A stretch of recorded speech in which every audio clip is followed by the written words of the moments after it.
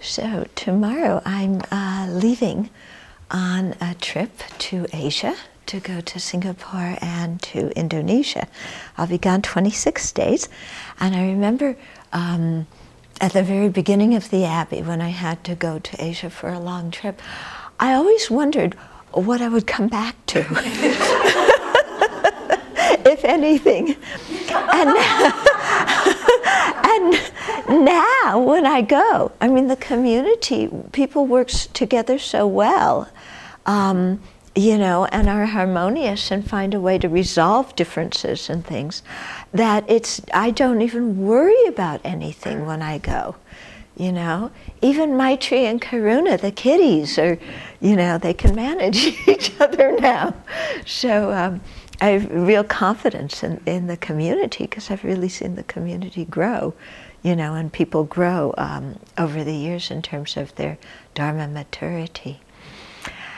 So the trip to Asia, I'm going first to Singapore, but just for one day. So I'll get to celebrate Vesak Day 3 times this year. Once in Singapore, once in Indonesia, and then the Tibetan Vesak when I come back here. So it'll be very nice to do that. In Singapore, they always have big Vesak Day celebrations. And the evening before, many times what they do is circumambulate the temple, you know, and there can be really big temple grounds. And they do 3 steps and then 1 bow. And then stand up and do 3 steps and 1 bow. And this is the same thing as the Tibetans do when they will prostrate all the way around a holy site. Yeah, I don't know if they count 3 steps, but basically they do a long prostration, and then where you're estimating where your fingers touched, you walk to there and then start the next one. Okay, so that's always very wonderful to do and to see, because people have so much devotion that's come due to, well, everybody has devotion due to their own way of approaching the Dharma, you know. Some because they grew up with the Dharma, but many people because they've really studied it and explored it, and they know it's helpful in their lives. And so to see that is always very inspiring. So that Vesak is on May 5th, and May 6th I'll be in Indonesia, in Jakarta, at a Buddhist center there that is called Ekayana, and I think that it's called Ekayana, it means one vehicle, because they welcome all the different traditions of Buddhism. So it's going to be very interesting to spend Vesak Day with them. I think their teachers are from the Theravada tradition, but I'll soon find out more. And there's a whole program there, teaching in Jakarta, and then Subajaya, and then Surabaya, and then going to Parakan for a retreat, and we'll get to stay and watch and see Borobudur, which is this enormous temple. It's in the World Heritage Sites, and it was built in the 8th century, just huge temple, because that whole area used to be Buddhist, you know, and many Hindu temples are in there too. Unfortunately, I won't have time to go to the places in Sumatra where Atisha was. And then there's also other Buddhist sites in Java and Sumatra, but there isn't time this visit. They have a quite full teaching schedule planned for me. And what's really sweet is that many of our FOSA friends of Shrivasti Abbey friends in Singapore, are coming to the retreat in Indonesia. Yeah, which will be very fun to share with them.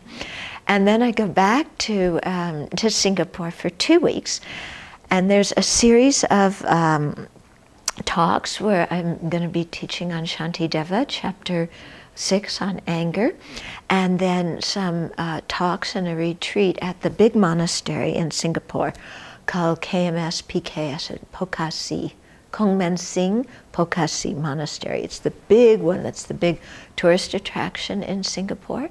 So teaching there, that's the one where they have this enormous Buddha. You may have seen pictures of me there before, and the room seats over 1,000 people, and Yeah, and so be there, and also because they're the ones that requested me to come this time, we're going to be doing a series of talks for young adults because they want me to do a book on, 7 tips for a happier life for young adults, because it's, they really want the young people to come to the Dharma and benefit from the Dharma. And so I said, well, rather than write the book, it's easier for me to give the talks, and then we edit it from there, so we'll be doing that. And then Venerable Chuni will join me for part of the visit. And when I get too tired, I'll just give everything to her.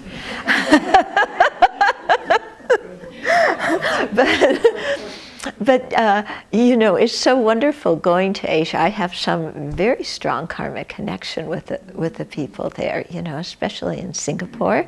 So I used to live there and then going back every year. And they have a strong connection with us too, because they've been so helpful in helping us build the buildings, because they have this beautiful mind state that says, we want to see the Buddhist teachings flourish. No matter if it's halfway around the world, we're going to help it grow there.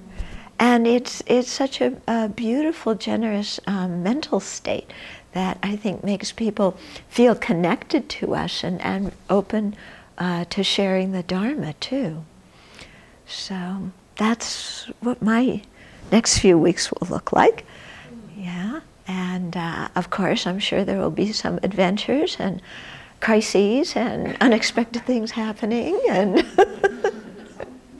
but we'll just deal with them all as they happen, won't we?